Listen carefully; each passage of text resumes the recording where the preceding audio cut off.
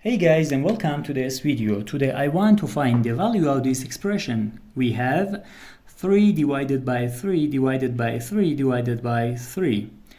And when we have more than one division in one expression, we have to solve from left to right. Now, 3 divided by 3 gives us 1, and 1 divided by 3 gives us 1 over 3.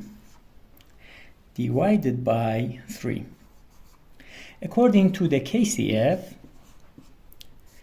that is, keep first fraction, change division to multiplication, and flip the next fraction. So, keep first fraction, change division to multiplication, and flip the next fraction. 3, 1 over 3. Now, we have 1 times 1 gives us 1, and 3 times 3 gives us 9. The final answer is 1 over 9. Thank you for watching. Please subscribe and like.